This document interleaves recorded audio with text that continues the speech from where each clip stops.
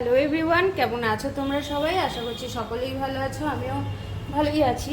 আজকে আমার রেসিপি হচ্ছে এই যে মাছের ডিম। এই মাছের ডিমটাকে আজকে আমি ভাপিয়ে রান্না করব। তো তার জন্য আমি এখানে নিয়েছি পেঁয়াজ কুচি, ধনেপাতা কুচি, রসুন, আদা, কাঁচা লঙ্কা কুচি, দুটো লেবু, এখানে লবণ, হলুদ, গোলমরিচের গুঁড়ো আর লঙ্কার গুঁড়ো। এইবারে আমি এই টিফিন বক্সটার মধ্যে একটু সর্ষের তেল মাখিয়েই নিয়েছি। এই ডিমটাকে আমি প্রথমে এর মধ্যে দিয়ে দেবো। ডিমটাকে আমি দিয়ে দিয়েছি। এইবার এই সমস্ত কুচানো মশলাগুলো সব ইয়েগুলো আমি দিয়ে দেবো।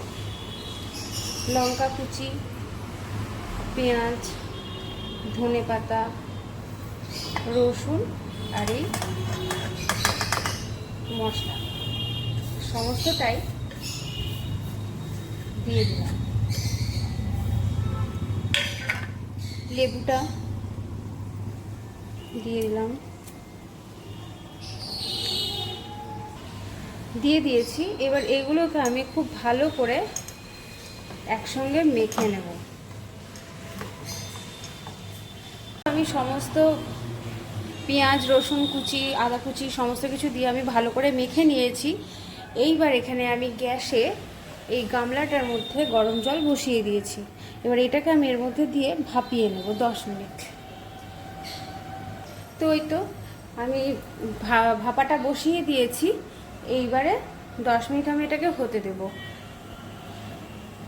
তো দেখো আমার এটাকে আমি দেখে নিই। দেখতে পাচ্ছ আমার ডিমটা হয়ে গেছে, ডিমটা ভাপানো আমার হয়ে গেছে। আমি এবার এটাকে নামিয়ে ঠান্ডা হওয়া পর্যন্ত রেখে দেব। তার আগে আমি কড়াইটা এখানে বসিয়েও দেব। এটাকে নামিয়ে নিই। কড়াইটা তো আমি বসিয়ে দিয়েছি, এরপরে আমি রান্নাটা করে নেব। তার আগে এই যে মাছের ডিমটা, এটাকে আমি পিস পিস করে নিয়েছি। ঠান্ডা হলে তবে এটাকে আমি তুলে নেব। ততক্ষণে আমি রেসিপিটা শুরু করে দিই।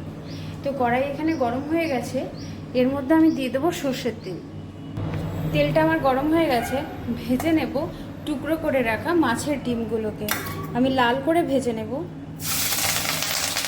ডিমগুলো আমার ভাজা হয়ে গেছে, নামিয়ে নেব।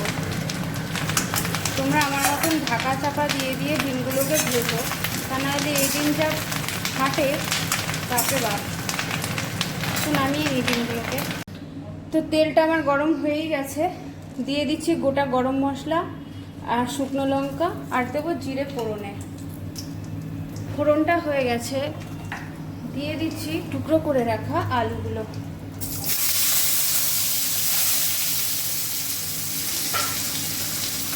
আলুগুলোকে আমি লাল করে ভেজে দেবো। আলুগুলো ভাজা হয়ে গেছে, দিয়ে দেব মশলা।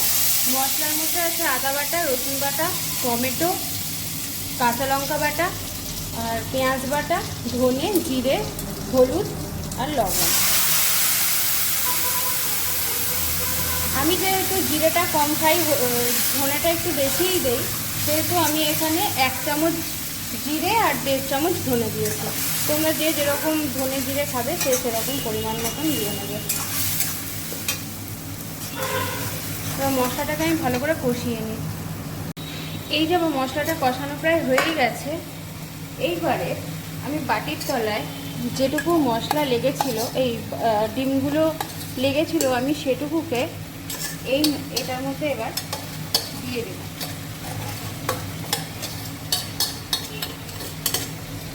যেহেতু এটা আমি ভাজিনি, ওই জন্য এটা আমি কষানোর সময়তেই দিয়ে দিলাম। আর এটাকে আমি ইচ্ছা করে একটু গুঁড়ো গুঁড়ো রেখেছিলাম, যাতে করে মশলাটার সঙ্গে ডিমগুলো ভালোভাবে মিশে যায় এবং যখন খাওয়া হবে তখন একটু মুখে পড়বে।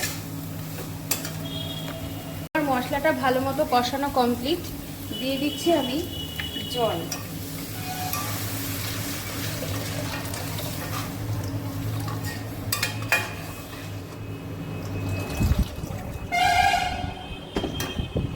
আমি আমার পরিমাণ মতন জলটা দিয়ে দিলাম। এবার ঢাকা দিয়ে ফোটা পর্যন্ত অপেক্ষা করব।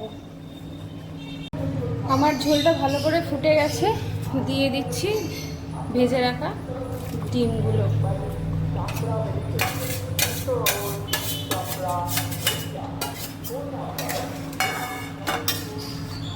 এটা একদম মাখা মাখা করবো না, একটু ফুটিয়ে নেব 5 মিনিট ঢাকা দিয়ে, কারণ একদম মাখা মাখা করে দিলে শুকিয়ে গেলে ঝোলটা যখন ঠান্ডা হয়ে যাবে তখন একেবারে ড্রাই হয়ে যাবে।